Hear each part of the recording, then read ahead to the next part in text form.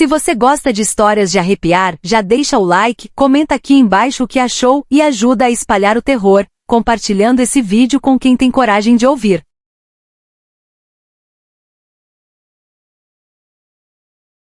Meu nome é Isadora, e até hoje eu não consigo falar da minha lua de mel sem sentir um frio no estômago. Quando Miguel e eu decidimos nos casar, a ideia era fazer tudo simples. Só o civil, um almoço com a família e uma viagem. Ele escolheu. Disse que queria um lugar tranquilo, onde a gente pudesse ficar em paz. E me mostrou umas fotos de uma pousada antiga nas serras de Minas, perto de um vilarejo chamado Pedra do Luar. Era linda. Rústica com lareira, banheira de cobre, chalés isolados entre as árvores. O tipo de lugar onde o silêncio pesa. Mas na época parecia romântico. Chegamos lá no fim de tarde, com o céu encoberto e o ar já gelado, mesmo sendo março. O chalé onde ficamos era o último da trilha, o mais afastado da recepção. A dona da pousada, uma senhora calada, de voz rouca, nos entregou as chaves sem muito papo. Enquanto andávamos, ela disse só uma coisa. Qualquer barulho estranho, não abre a porta. E fecha bem as janelas. Achei que era brincadeira. Miguel só riu. Naquela primeira noite, tudo correu bem. Tomamos vinho, ficamos na banheira. Mas por volta das 3 da manhã, eu acordei com um uivo. Era um som distante, mas cheio de raiva. Cortava o silêncio como faca. Me levantei e fui até a janela. Miguel dormia profundamente. Lá fora, a mata tremia com o vento. E por um segundo, juro que vi uma sombra de 4 patas enorme, passando entre os arbustos. Fechei a cortina e voltei para a cama. Achei que fosse sonho. Coisa da minha cabeça. Mas foi só o começo. No segundo dia, fomos passear pelo vilarejo. As pessoas olhavam pra gente de um jeito estranho. Principalmente para Miguel. Teve um senhor na vendinha que chegou a dizer: casamento é coisa bonita, moça. Só não casa por aqui em lua cheia, viu? Fiquei arrepiada. Não falei nada para Miguel. Mais tarde, de volta ao chalé, o clima entre a gente mudou. Ele ficou mais calado, irritado com coisas bobas. Quando eu perguntei o que era, ele só respondeu: tô com dor de cabeça. Deixa eu. Naquela noite, o uivo voltou. Mais forte. Mais perto. E com ele, arranhões na janela. Fiquei paralisada na cama. Miguel não estava ali. Levantei, procurei por ele. Nada. As portas trancadas. Mas a janela do banheiro estava entreaberta, e havia gotas de algo escuro no chão. Achei que fosse vinho. Só que não tinha cheiro. Fiquei acordada até amanhecer. Miguel voltou por volta das 5 da manhã, suado, ofegante, coberto de terra. Quando perguntei onde ele esteve, ele disse que saiu para andar, que não conseguiu dormir. Mas algo no olhar dele estava diferente. No terceiro dia, enquanto ele dormia, eu fui até a recepção. Contei tudo para a dona da pousada. Ela me olhou sério, baixou o tom e perguntou: seu marido, tem parente da região? Tem sim. A avó dele nasceu por aqui. Por quê? Ela suspirou e pegou um velho caderno de capa de couro. Abriu numa página que tinha uma foto antiga. Um homem magro, de barba rala e olhos fundos. Esse aqui era o avô dela. Teve 7 filhos. Mas um deles sumiu numa noite de lua cheia. Dizem que foi mordido. Mostrei a foto pro Miguel mais tarde. Ele disse que reconhecia o rosto. Era um tio do qual a avó nunca falava. Naquela noite, eu dormi com a porta trancada por dentro e um terço na mão. Por volta das 2h40 da madrugada, escutei o uivo, tão perto que vibrou a parede. E depois, uma batida. 1, 2, 3, na porta. Isa, abre aqui, disse a voz do Miguel. Mas estava errada. Era como se tivesse algo arranhado por baixo da fala dele. Um rosnado contido. Não abri. As batidas aumentaram. As janelas estremeceram. O telhado parecia que ia ceder. Então, silêncio. Fiquei encolhida no canto até o dia clarear. Quando saí, o chalé ao lado estava com a porta arrombada. E os hóspedes, desaparecidos. O Miguel voltou mais tarde, com o rosto cheio de cortes e os olhos vermelhos. Disse que tinha dormido na mata, que se perdeu. Eu não respondi. Peguei minhas coisas e fui embora naquela manhã, de carona com um casal que descia para São João del Rei. Nunca mais vi o Miguel. Dias depois, recebi uma carta da dona da pousada. Sem assinatura. Só dizia: a linhagem continua. A cruz de fogo não foi quebrada. Ainda não entendo o que isso quer dizer. Mas às vezes, em noites de lua cheia, eu sonho com ele. Nu, coberto de sangue, ajoelhado na floresta. E atrás dele, uma cruz de galhos pegando fogo. Meu nome é Daniel. E essa história aconteceu comigo quando eu tinha apenas 8 anos. Na época, meus pais tinham acabado de se mudar pro interior de São Paulo, para uma cidadezinha cercada de mato e pasto, chamada Conceição da Serra Branca. Um lugar tão pequeno que não tinha nem padaria. A gente comprava pão na garagem da Dona Olga. A casa era antiga, de madeira, com uma varanda nos fundos que vivia instalando à noite. A estrutura estava rachada, mas meu pai dizia que a madeira era boa. Só que, ali naquela varanda, morava alguma coisa. Minha avó avisou assim que chegou para visitar. "Cês estão mexendo com coisa velha. Essa varanda guarda o peso de muita alma morta. Principalmente de aquela que pisa no peito." Na hora, achei que era só superstição. Minha avó era cheia dessas coisas. Mas na primeira noite que ela dormiu lá, eu vi. Era uma noite abafada, típica de dezembro. Jantamos tarde, minha mãe fez polenta e frango. Eu comi demais e fui deitar com a barriga estufada. Lá para as 3 da manhã, acordei sem conseguir mexer um músculo. Meus olhos estavam abertos, mas meu corpo inteiro estava paralisado. Foi então que eu senti o peso. Algo subiu devagar pela minha cama, com pés frios e secos. Eu só conseguia olhar pro teto. Mas com o canto dos olhos, vi uma mulher de cabelos desgrenhados, rosto comprido e sem expressão, os olhos fundos e amarelados. Os dedos do pé dela eram tortos como garras. Ela subiu devagar e parou no meu peito. A dor era absurda. A sensação era de que meu coração ia parar. Eu queria gritar, mas minha boca não se abria. Ela sorriu. Um sorriso pequeno, com dentes miúdos. E disse algo que só hoje entendo. Quem come e deita, atrai a pisadeira. Na manhã seguinte, contei tudo para minha avó. Ela apenas assentiu, pegou uma bacia de barro, umas ervas secas e saiu pela mata. Quando voltou, espalhou sal grosso nos 4 cantos da varanda dos fundos e murmurou uma reza que eu nunca tinha escutado antes. Por um tempo, funcionou. As noites ficaram silenciosas. Mas, semanas depois, a varanda caiu. Foi de madrugada. Um estrondo. E quando saímos correndo para ver, lá estava ela, a pisadeira. Sentada nos escombros, com os pés cruzados, sorrindo. Só minha avó a viu claramente. E ela caiu dura ali mesmo. Desmaiou de susto. Depois daquilo, minha avó nunca mais voltou à nossa casa. Hoje sou adulto, moro longe daquela cidade. Mas às vezes, quando durmo de barriga cheia ou fico na casa de alguém muito velha, sinto o peso. Começa como uma pressão nos ombros. Depois no peito. E então, os dedos ossudos, frios, tocam meu rosto. Ela ainda pisa. E tá sempre com aquele mesmo sorriso. E eu continuo sem conseguir gritar. O que vou contar aconteceu quando eu tinha uns 17 anos. Trabalhava de ajudante de pedreiro numa obra na beira de um brejo, perto de São Gonçalo do Rio Abaixo, em Minas.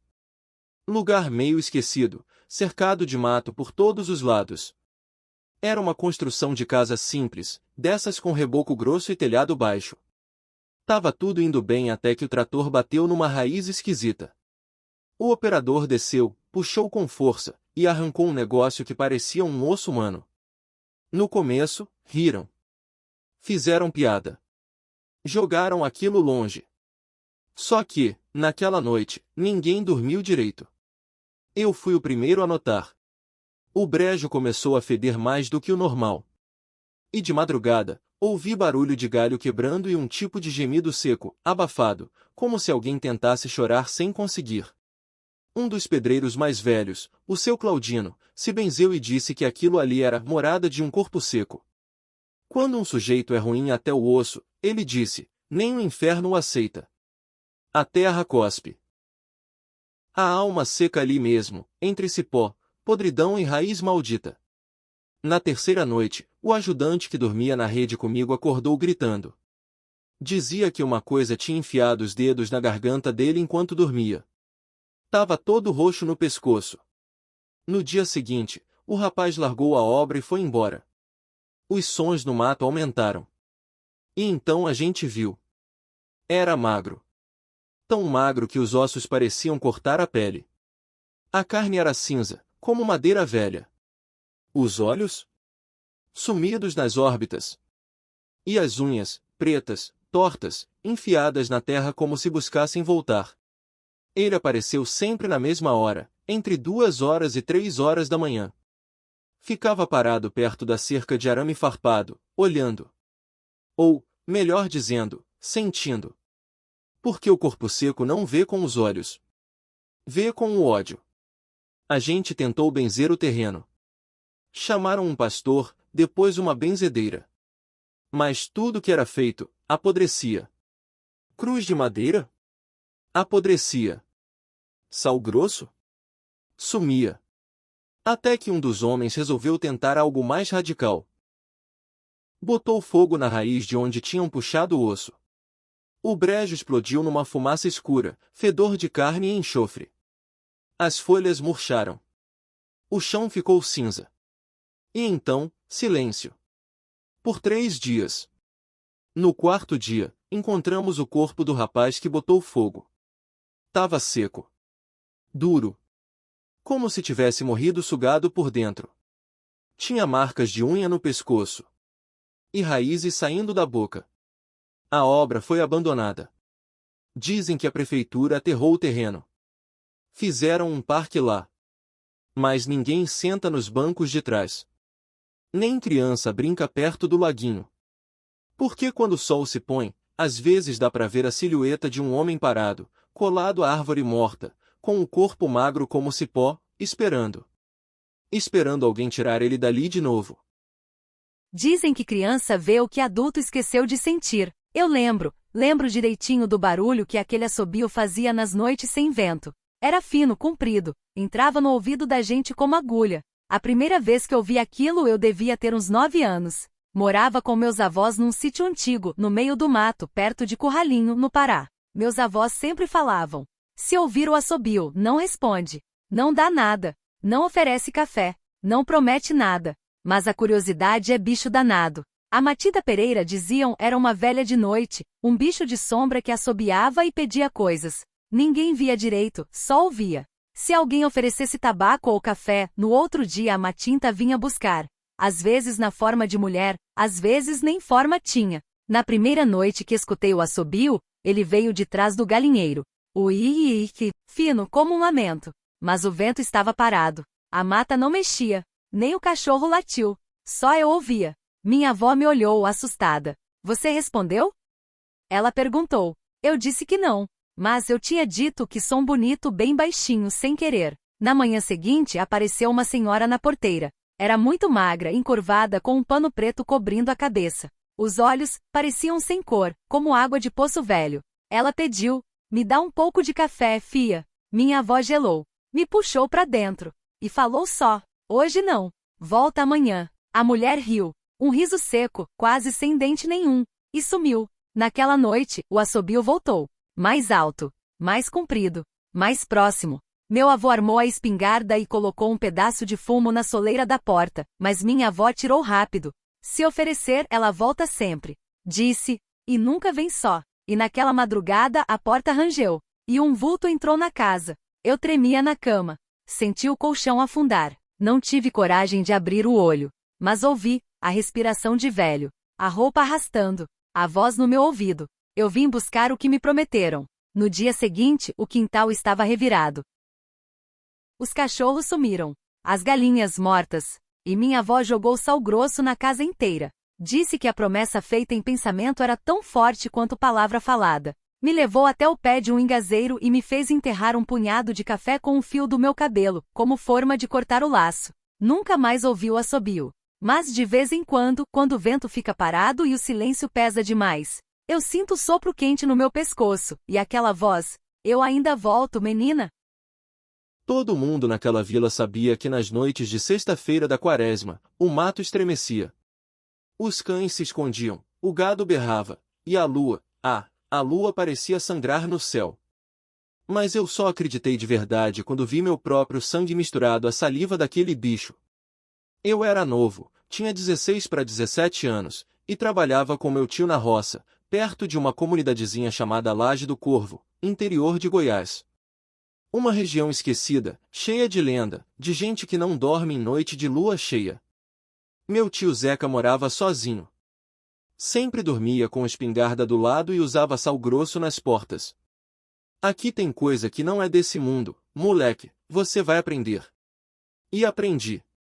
Na terceira sexta-feira da quaresma, começou. Primeiro, ouvimos o gado se agitar. Depois, o cheiro, ferro, terra molhada, e alguma coisa podre. Meu tio já ficou pálido. Hoje é a quarta noite. Se for o que eu tô pensando, ele já matou 2 por aí. Faltam 3 para completar o ciclo. Eu perguntei quem? E ele respondeu baixinho, olhando pela fresta. O 7º filho homem, de pais também filhos únicos. Esse vira bicho.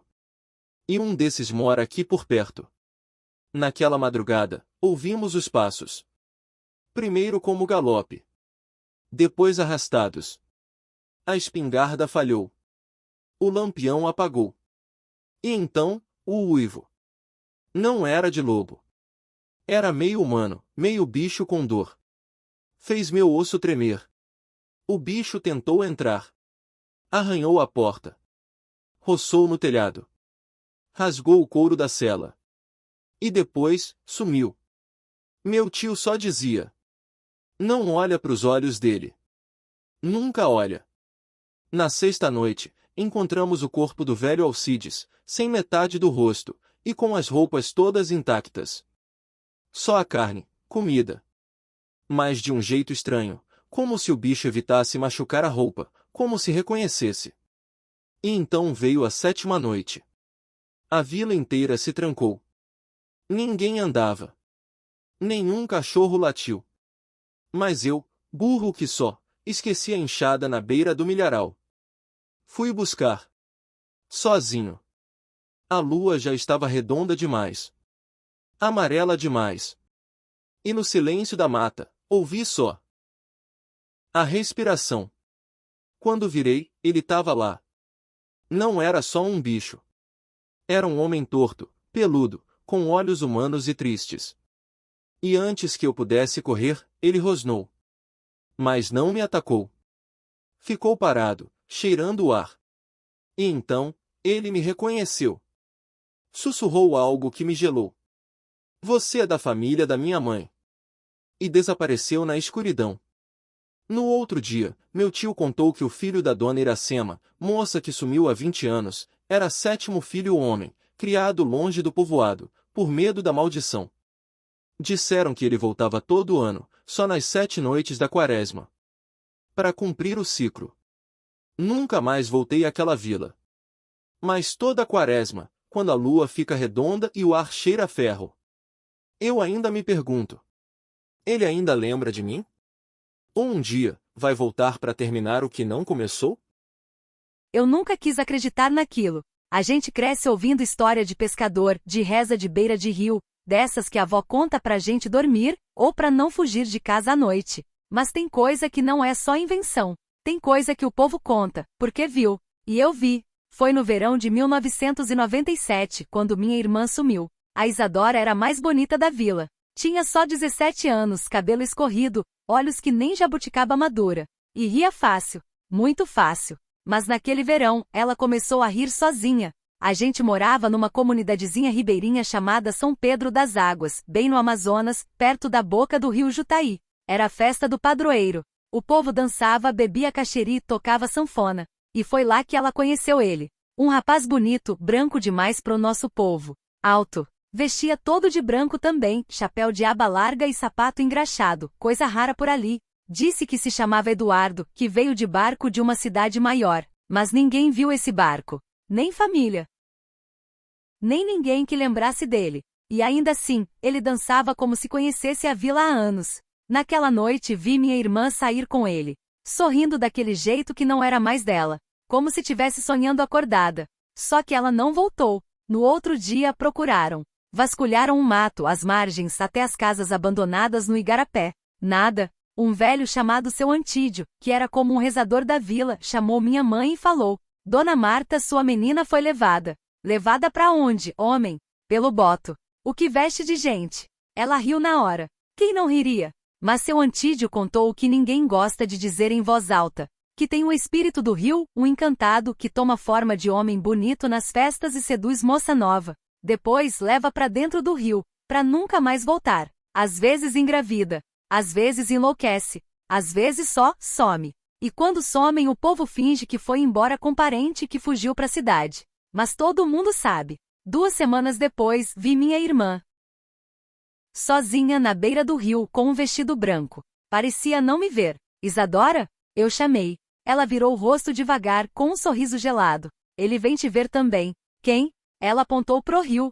E ele saiu da água. Não era mais o rapaz bonito. Era uma coisa cinza, sem rosto direito, com olhos humanos demais. Ficou de pé. E sussurrou meu nome. Saí correndo. Gritei. Ninguém acreditou. Na semana seguinte, achei o vestido da minha irmã pendurado num galho, e marcas fundas no barranco, como se algo tivesse arrastado um corpo profundo. Seu Antídio fez reza. Jogaram sal. Mas Isadora nunca mais voltou. E toda vez que tem festa e o povo dança na beira do rio, eu ainda fico olhando. Porque ele sempre aparece. Disfarçado de outro. De novo e de novo. O boto não escolhe só uma. Ele volta. Sempre. E um dia talvez volte por mim. Tem coisa que padre não conta no sermão. Tem assombração que nem a cruz espanta, e que se manifesta quando o pecado ferve no sangue, mais do que na alma. Eu era sacristão numa cidadezinha chamada Santa Luzia das Almas, no interior de Goiás. Era jovem, temente a Deus e obediente ao padre Vítor, que me ensinava latim, benzimento, e o valor do silêncio. Mas naquela quaresma, eu quebrei o silêncio. E por isso eu vi ela. Começou com uma mulher nova na vila. Se chamava Irene. Chegou vinda de Minas, bonita feito um retrato antigo.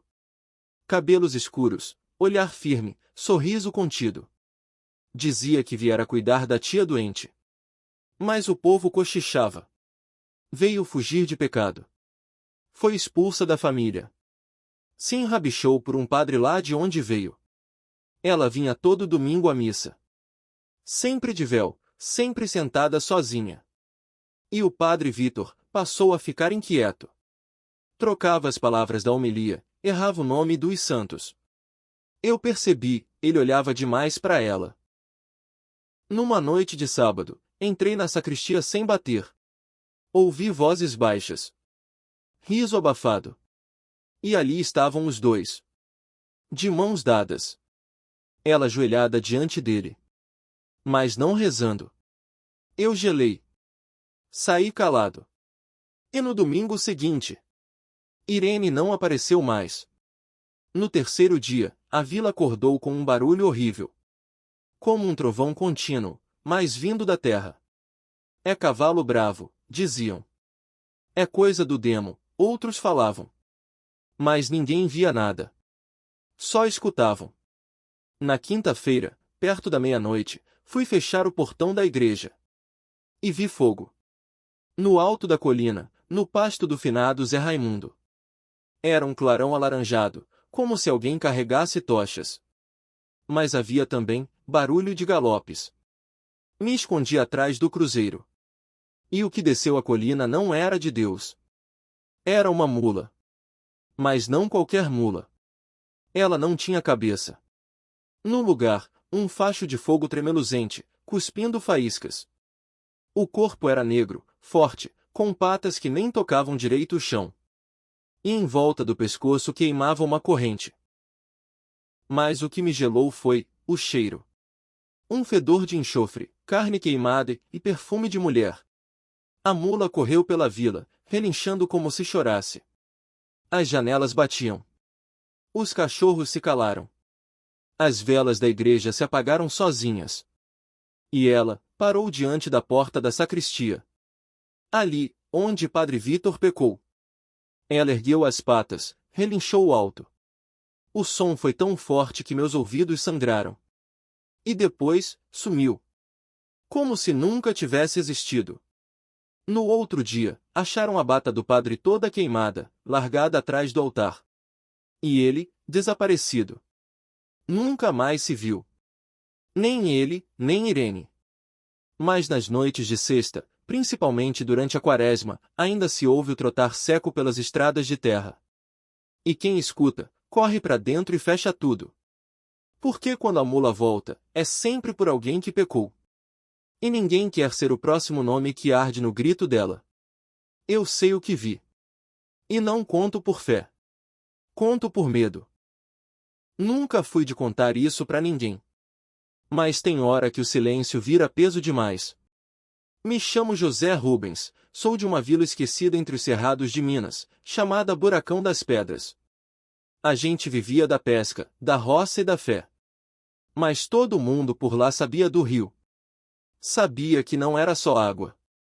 O rio se chamava Rio do Fundo, nome antigo, dado por causa da correnteza escura que puxava tudo para baixo. Parecia não ter fim. Vinha da serra, cortava o mato, e terminava numa grande pedra afundada. Ali era o redemoinho. E ali vivia ele, o caboclo d'água. Diziam que era meio homem, meio bicho. Braços longos, costas cobertas de limo, o olho esbranquiçado. E quando ele subia, fazia um estalo seco, como uma madeira se partindo. Meu pai dizia: nunca pesca depois do meio-dia. Ele sente o cheiro do suor, do medo e do sangue. Eu devia ter uns 14 anos quando aconteceu. Era dia de finados. Meu irmão mais velho, Mauro, cismou de ir pescar tarde, que o dia estava rendendo bem. Eu quis ir junto. A mãe avisou: esse dia não é de fazer barulho em água. Mas fomos. Chegamos perto das pedras da curva funda. Era um lugar que a água parecia parada por cima. Mas quem conhecia, sabia, lá embaixo era um vórtice. Começamos a jogar as linhas. Tudo calmo. Silencioso. Até que o Mauro olhou para o meio do rio e falou: tá vendo aquilo mexendo lá embaixo? Era como se a água borbulhasse, mesmo sem vento. Fizemos silêncio. E então ouvimos. Plop. Um estalo seco, forte, ecoando como se fosse na pedra. Mas vinha do fundo. O Mauro recuou. Eu fiquei congelado. E então, vi o olho. Um olho só, branco, grande. Abriu bem devagar, como quem acorda com raiva. E então, a superfície da água esticou, como se algo enorme subisse empurrando por baixo. O bicho surgiu devagar, o limo escorrendo da testa. A boca era comprida e sem lábios. Mauro tentou correr, mas escorregou. A água puxou ele feito corda sendo recolhida. Eu ainda agarrei o braço dele. Mas o bicho veio por trás, devagar, só o vulto. E mordeu o ombro dele com um estalo que vou ouvir até o fim da vida. O Mauro foi levado. Eu gritei. Berrei até o peito rasgar. Mas ninguém ouviu. Voltei para casa sozinho, trêmulo, enlameado. E sem meu irmão. Chamaram mergulhadores. Nada. Fez-se novena. Nada. Jogaram oferenda. Nada. Nunca acharam o corpo. Só encontraram a camisa dele, enganchada num galho, com marcas de unha na gola. Desde então, eu nunca mais entrei em rio. Virei outro homem. Trancado. Silencioso. Com medo que me come pelas beiradas toda vez que vejo água parada. Mas não acabou aí. Muitos anos depois, já adulto, casado, minha filha pequena começou a sonhar com o Homem Verde.